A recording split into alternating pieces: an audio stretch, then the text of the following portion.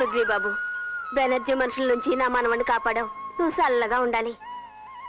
చాలా సంతోషం బాబు, మా పేటలో బెనర్జీ మనుషులు ఆట కట్టించావు. గుడి దగ్గర నుంచి ఇక్కడికి వచ్చేసానంట. ఇవాళ నుంచి దుకాణం ఇక్కడేనంట. అందుకే మోగింది ఇక్కడ గంట. ఎందుకంట? ఇది వరకు ఆ గుడికి అందరూ వచ్చేవారంట. పూలు కొని దేవుడికి ఇచ్చేవారంట. దేవుని కష్టం తీర్చమని కోరేవారంట. కానీ ఇప్పుడు అందరికీ దేవుడు నువ్వేనంట. నిన్నే కష్టం తీర్చమని కోరుతున్నారంట. కనుక ఇక్కడ పెడితే బిజినెస్ పెరుగుతుందంట. అప్పుడు నా కోరిక తీరుతుందంట.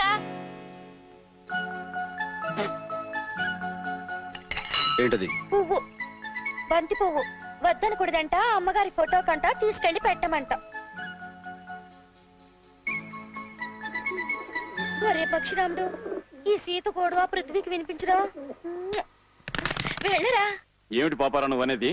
నాకు బ్లాంక్ చెక్ ఇస్తావా? ఎక్కువ సమస్య అయితే డైరెక్ట్ గా క్యాష్ తీసుకోవయ్యా. చూడు, ఈ పాలిటిక్స్ లో ఎవడు ఎన్నాళ్ళు పొజిషన్ లో ఉంటాడో ఎవరికి తెలియదు. అందుకని ప్రస్తుతం పొజిషన్ లో ఉన్న సీఎం నమ్ముకుని వెంటయ్య గారిని వాళ్ళ గ్రూప్ ఎమ్మెల్యేని కెలికి దెబ్బతినక చేతికొచ్చిన లక్ష్యం తీసుకుని సుఖపడు. నేను నమ్ముకున్నది నా వృత్తిని మిస్టర్ పాపారావు. నా డ్యూటీ విషయంలో నువ్వు కాదు కదా దేవుడి దిగొచ్చినా వినను. ఐజీ శర్మకి నానే వాళ్ళు ఎవరున్నారు? వైడాకులో చదువుకుంటున్న 2 సత్రకాయ మనవలు ఉన్నారండి. వాళ్ళు మన చేతులకు వస్తారు. అప్పుడు ఐజీ మనం చెప్పినట్టు వింటాడు. టింకు, ఇది నీకు. బంటి, ఇది నీకు. వస్తా అంకుల్. వెళ్ళండి. What my dear hero, uncle అంటున్నారు? ఎవరి పిల్లలు? నాకు గాడ్ ఫాదర్ లాంటి ఐజీ శర్మ గారి మనవలు. ఈ వైజాగ్ లోనే చదువుకున్నారు.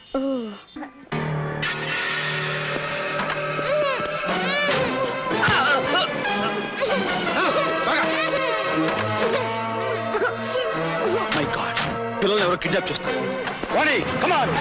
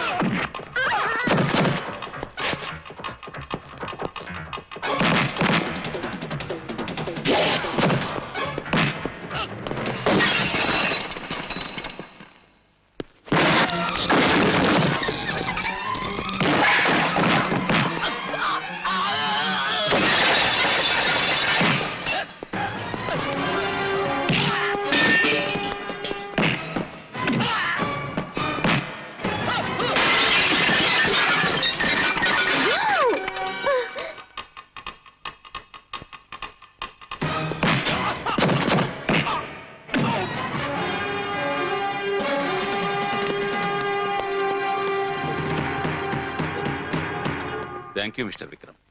కన్న కొడుకును పోగొట్టుకున్న నేను అతని బిడ్డలైన ఈ పసివాళ్ళని చూసుకుంటూ బ్రతుకుతున్నాను. అలాంటి వీళ్ళని కాపాడి నాకు అప్పగించినందుకు నీ రుణం ఎలా తీర్చుకోవాలి? సార్, ఇందులో నేను అవేం మాటలండి. పసివాడిగా ఉన్న వీణ్ణి తీసుకుని దిక్కుదోచక మీ నీడకు వచ్చిన నాకు ఆ రోజు అమ్మగారు మీరు ఆశ్రయం ఇచ్చారు, అన్నం పెట్టి ఆదరించారు. అలాంటి మీరు వీడి రుణం తీర్చుకోవడం ఏమిటి? అవును సార్, నన్ను పెద్ద చదువు చదివించారు. ప్రజారక్షణ కోసం పోలీసు వృత్తిని చేపట్టాలని నాకు ఈ దారి చూపారు. మీకు ఈ మాత్రం సహాయం చేయటం నా అదృష్టం సార్. సార్, పిల్లలు కాపాడడంలో తను అటుడికి ఎంతే హడావుడి చేసింది. తను పొగటం లేదని నన్ను డొక్కలో పొడుస్తుంది. అదేం కాదు సార్. చూడమ్మాయి, ఆడపిల్ల వయ్యుండి కూడా విక్రమతో పాటు ఇంత సాహసం చేసినందుకు నిన్ను అభినందిస్తున్నాను. అమ్మ లక్ష్మీదేవి, నీ కొడుక్కి తగ్గ ఇల్లాలి కోసం నువ్వు పెద్దగా వెతుకోవాల్సిన అవసరం లేదనుకుంటా.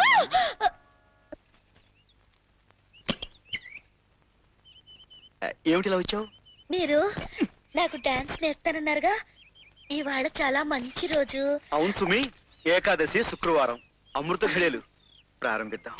ఏరా బావురు పిల్లి వేధవా, ఏమిటి గిన్నెడు దద్దోజనం తిన్నావు, బట్టోసుకోవే. ఉతుకుతాను బామ్మ, లేకపోతే తమరు నన్ను ఉతుకుతారు కదా. అవును బామ్మ, నాకు తెలియక అడుగుతాను, ఆ కళ్ళు మూసుకుని నడిచే దురభ్యాసం ఏమిటి? నీకేం తెలుసురా గిలక్కాయ్? ఏంకాయ్? గిలక్కాయ్.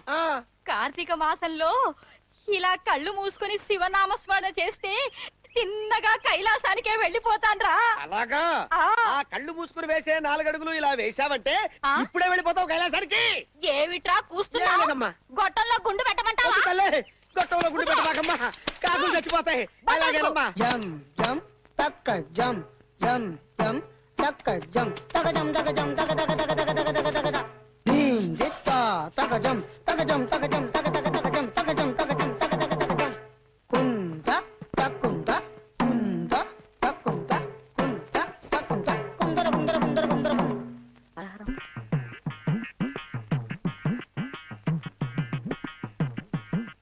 ఏది ఏమైనా సర్వమంగళం, ఈ అరటి తొక్కల పథకం అంత సజావుగా సాగుతూనే అనుకోవడం లేదు. సాగి తీరుతుందయ్యా. గుళ్ళోకి వెళ్ళిన బామ్మ కళ్ళు మూసుకొని శివ శివ శంభో అంటూ ఇంట్లోకి అడుగు పెట్టడం ఖాయం. ఏదో తొక్క మీద కాలు వేస్తుంది, దాంతో సర్రున ఈ చప్టా బండ మీద జారి గుండు గుమ్మడికాయల పుట్టుక్కర పగిలిపోతుంది. లేకపోతే ఈ సర్వమంగళాన్ని హింస పెడుతుందయ్యా. ఈ దెబ్బతో 4 రోజులు మంచాన పడుతుంది, నా ప్రాణానికి హింస తప్పుతుంది. బామ్మ వచ్చేస్తుంది. వస్తోంది. హర హర మహాదేవ శంభో శంకర, హర హర శంభో శంకర, హర హర మహాదేవ జారిపడి గుండు చిత్త కొట్టుకో. హర హర మహాదేవ శివ శివ శంభో పడిపో. హర హర మహాదేవ శంభో శంకర, హర హర మహాదేవ శంభో శంకర, హర హర మహాదేవ. అమ్మ బామ్మ, ఒక్క తొక్క మీద కూడా కాలేయకుండా రాజహంసలా నడిచి వెళ్ళిపోయావు కదే. సర్వమంగళం, ఆవిడ భక్తే ఆవిడని కాపాడింది సుమి. గురుజీ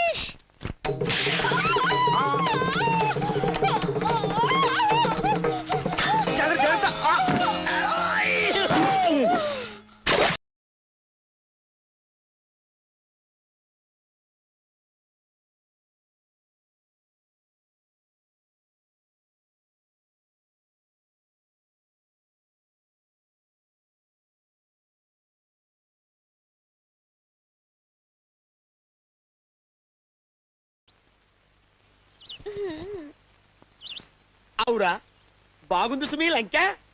నీకు భామతో ప్రణయం, నాకు భామతో ప్రణయం. చస్తున్నానయ్యా బండెడి చాకరీ చేయలేక. తలవంగు తక్కిది మిఠాయి ఇట్టయి.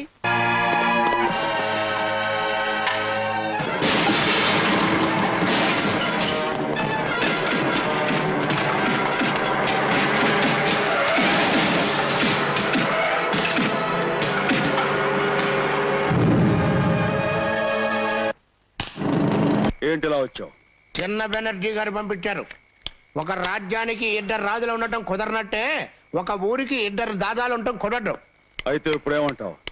2 బలాబలాలు తేల్చుకుంటే ఎవరు మిగిలితే వాళ్ళు ఈ ఊరిని ఏరుకోవచ్చు. అందుకే గౌలి కూడా మా పాత గోడౌన్ దగ్గరికి నీకు దమ్ముంటే రమ్మన్నారు. దమ్ము గురించి ఇదంతా ఒక పథకంలా ఉంది. మీరు వెళ్తే ప్రమాదం. నా మాట విను, వెళ్ళొద్దన్నా. మీ వాడు కోరినట్లే వస్తాను, సిద్ధంగా ఉండమను.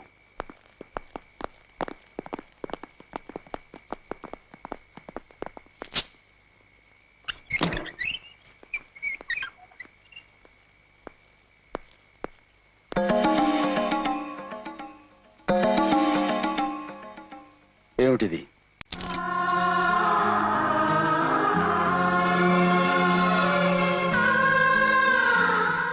మంచి రోజు, ముహూర్తం బాగుందని పంతులు గారు పదే పదే చెప్పారు. అందుకని ఇది నా మెళ్ళో కట్టు.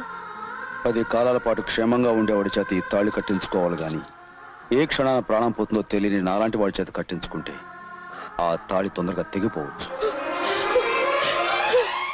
అట్లాంటి మాటలు అనుకో. ఈ రోజు నేను వెళ్లే చోట నా ప్రాణాలు పోయినా పోవచ్చు. ఇది నా మెళ్ళో కడితే నువ్వు క్షేమంగా తిరిగి వస్తావని నా నమ్మకం. అలాగే తిరిగొస్తే తప్పకుండా కడతాను.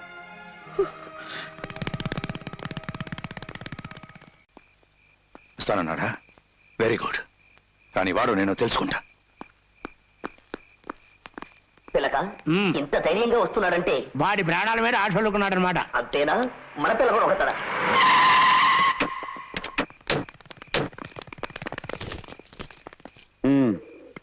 లోపలున్నాడు ఎల్లో.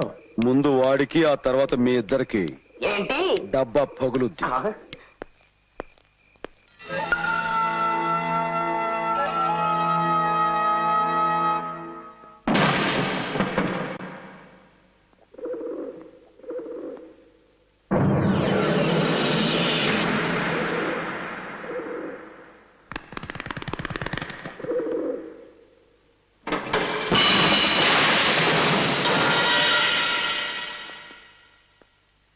ఈ సిటీకి రౌడీ అయిన రాజు ఆయన ఒక్కడే ఉండాలి. నువ్వు తెలుసుకోవాలి. ఇక తేల్చుకోవడాలు లేవు, తెంచుకోవడాలే. ఈ స్టేట్ రౌడీని నేనే, జరిగే ఈ పోటీలో గెలిచే రాజుని నేనే.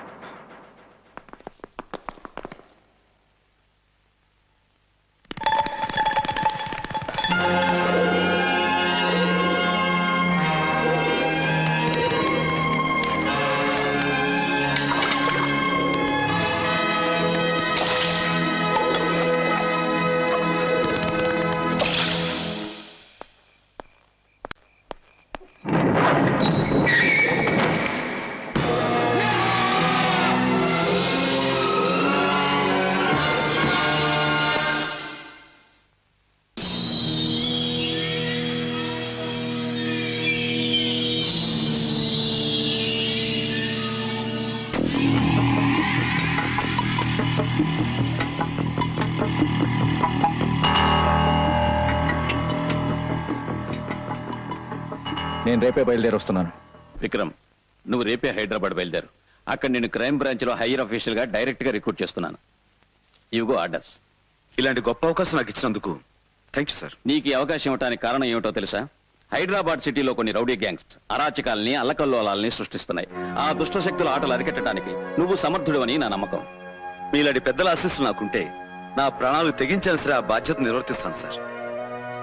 Wish you all the best. Thank you sir. నువ్వా? ఎత్తి చేతులు దించుకో. ఏమో ఆ చేతులతోనే నన్ను గట్టిగా హక్ చేసుకో. ఏమిటో అంత అర్జెంట్? మనకు కూడా నీతో పాటు హైదరాబాద్ పోస్టింగ్ ఆర్డర్స్ ఇచ్చారు. Is it? ఈ హ్యాపీ మూడ్ లో ఒక స్ట్రాంగ్ కిస్. డ్యూటీలో జాయిన్ అయ్యాక హైదరాబాద్ లో ఇస్తాను. అప్పటిదాకా వెయిట్ చేయి. ఆ పెద్ద బెనర్జీ కొడుకుని చూడడానికి ఊళ్ళోకి దిగాడు. ఈ రోజు సాయంకాలం హోటల్ సరోవర్ లో పార్టీ ఇస్తున్నాడు. ఈ అందమైన సాయంకాలం, ఈ అందమైన వాతావరణంలో మనం అందరం ఇక్కడ ఎందుకు కలిసామో మీకు బాగా తెలుసు. దేశ విదేశాలు తిరిగి మన దేశ సంపత్తు విదేశాల్లో పెరిగిన పెద్ద బెనర్జీ గారు స్వదేశానికి తిరిగి వచ్చిన శుభ సందర్భంలో మనం అందరం ఇక్కడ కలిసాం. తప్పట్లో తప్పట్లో.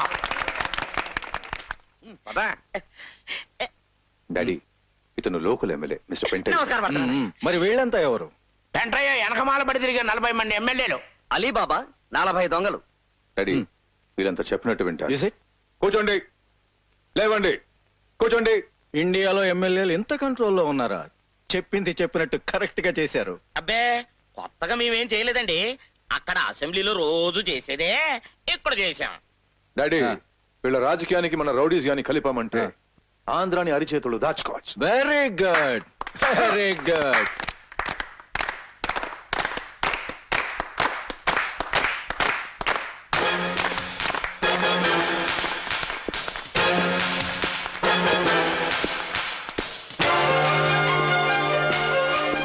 అక్కడ ఉంది కలెక్టర్ కరుణాకర్ గదు. అవుననుకుంటా సార్.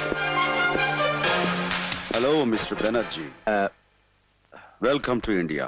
మీరు ఎన్నో ఏళ్ల నాటి మన పరిచయాన్ని మర్చిపోయినట్టున్నారు. సారీ, గుర్తు రావటం లేదు. గుర్తు చేయండి. సరిగ్గా 25 ఏళ్ల క్రితం 25 ఏళ్ల క్రితం అడ్డతీగల అడవుల్లో మీరు కాంట్రాక్ట్ చేస్తున్నప్పుడు అడవిలో టేకు ముక్కల్ని గంధపు చెక్కల్ని తమరి అమ్మ మొగుడు సొమ్ములో అమ్ముకు తింటున్నప్పుడు అమానుషంగా అరాచకంగా నువ్వు చేసే అక్రమాలను బయటపెట్టి అడ్డుపడ్డ ఒక వ్యక్తిని దారుణంగా హత్య చేసి ఆ అన్యాయానికి విలపించి అతని భార్యను క్రూరంగా హింసిస్తుంటే ఆ ఘోరం చూడలేక వాళ్ళ బిడ్డ నీ మీద కురికి నీ చెవి కురికినప్పుడు ఎర్రగా కాలుతున్న ఇనుప ఊసతో ఆ పసివాడి గుండెల మీద నువ్వు కాల్చావు. గుర్తుందా?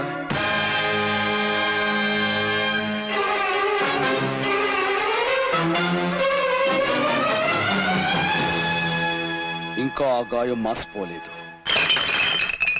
ఓ తండ్రి ఉసురు తీసి ఓ తల్లి పేగు కోసి ఓ బిడ్డ బతుకు మీద నువ్వు వేసిన గాయం ఇంకా మండుతూనే ఉంది, నీ కోసం వెతుకుతూనే ఉంది. అంటే నువ్వు ఆ ప్రతీకారం తీర్చుకోవడానికి నీ కొడుకులు చిత్రవధ చేసి నిన్ను విదేశాల నుంచి ఇక్కడికి దించిన పృథ్వీని కూడా నేను. నీ ప్రతీకారం తీరాలంటే ముందు నువ్వు ఇక్కడి నుంచి కదిలితే కదా. నువ్వు నీ బలగం ఏకమైనా సరే నన్నేమీ చెయ్య. పిచ్చివాడా, ఉక్కు పంజరంలో ఉన్నావన్న సంగతి మర్చిపోయావు. నీ ఉక్కు పంజరం చీల్చుకుని నీ అస్థి పంజరంతో సహా బయటకు వెళతాను.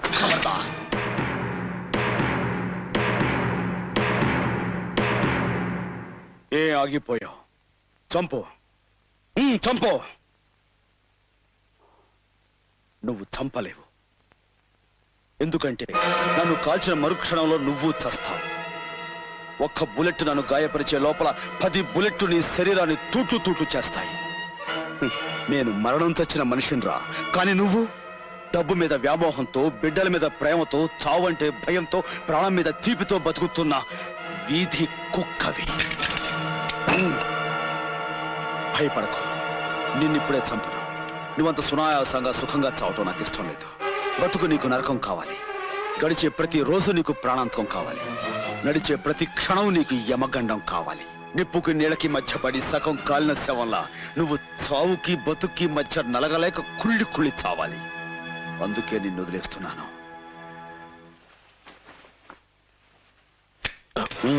పద, గెస్టుని కదా, కారు వరకు సాగనంపడం అతిథి మర్యాద అనిపించుకుంటుంది. కాస్త నవ్వు మోహం పెట్టు.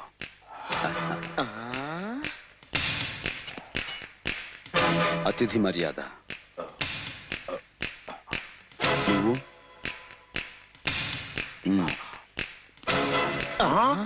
ఏమిటది వాళ్ళిద్దరూ బడ్డ శత్రువులాగా దెబ్బలాడుకుంటారనుకుంటే ప్రాణ స్నేహితుల్లాగా కలిసి వస్తున్నారు. కొంపదీసి ఇద్దరు కలిసి కొత్త పార్టీ ఏదైనా పెట్టట్లేదు కదా? మరీ వెర్రి వెంగళప్పలా మాట్లాడకండి. మా డాడీ మీ కళ్ళకి కర్రీ వెంగళప్పలా కనపడుతున్నాడా? ప్రాణ స్నేహితుడిలా నటిస్తూ ప్రాణాలు తీయటంలో మా డాడీ గ్రేట్. అతిథిని కదా. Thank you.